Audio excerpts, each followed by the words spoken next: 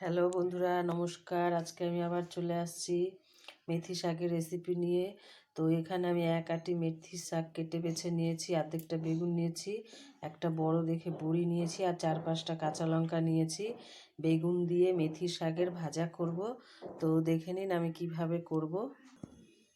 কড়াইয়ে তেল গরম হয়ে গেছে, বড়িগুলো ভেজে নেব। বড়িটা আমি ভেঙে নিয়েছি, গোটা বড়ি ভাজা যাবে না। দেখেন বড়ি ভাজা হয়ে গেছে, আমি বের করে নিয়েছি। এবার ওই একই তেলে আমি দিয়ে দিব কাঁচা লঙ্কা, বেগুন,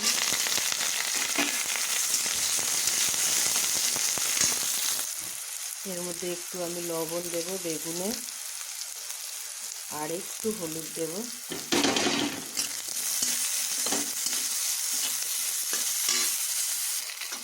একটু ভেজে নেব। মেথির শাক একটা পুরানা রেসিপি, সবাই জানে মেথির শাক খেলে কী হয়, স্বাস্থ্যের পক্ষে খুব ভালো। শীতকালে তো খুব ভালো মেথির শাক পাওয়া যায়, বেশ টাটকা টাটকা। তো মেথির শাক খাওয়া উপকারী, স্বাস্থ্যের পক্ষেও ভালো। যাদের সুগার আছে তাদের জন্য খুব ভালো। এবার বেগুনটা ভাজা হয়ে গেছে, আমি মেথির শাকটা ঢেলে দেবো।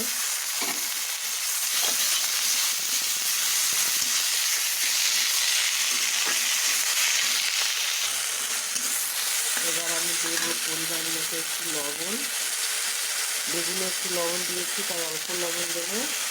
দেবো একটু হলুদ গুঁড়া, দেবো অল্প সামান্য চিনি, আর এই ভেজে রাখা বড়িগুলো দিয়ে দিব।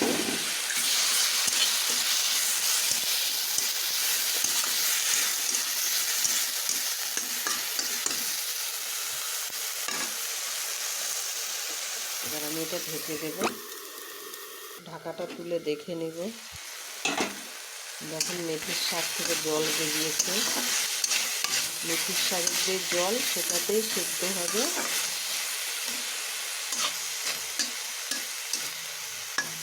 যারা আমার চ্যানেলে নতুন আছে তারা বেল আইকনটা সাবস্ক্রাইব করে নেবেন, তাহলে নতুন নতুন রান্নার রেসিপি আপনারা পেয়ে যাবেন। দেখে নেব। আঁচটা বাড়িয়ে নিলাম, এরকম হয়ে গেছে।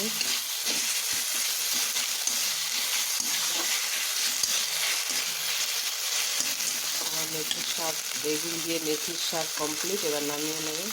এই দেখেন আমার মেথির শাক কমপ্লিট, বেগুন বড়ি দিয়ে মেথির শাক। রেসিপিটা ভালো লাগলে প্লিজ লাইক কমেন্ট সাবস্ক্রাইব অবশ্যই করবেন। আর আমার চ্যানেলে নতুন থাকলে সাবস্ক্রাইব করে নেবেন, তাহলে যত নতুন নতুন রেসিপি আপনারা আগে পেয়ে যাবেন। তো আজকে চলি, আবার কালকে একটা নতুন রেসিপি নিয়ে চলে আসব। ধন্যবাদ।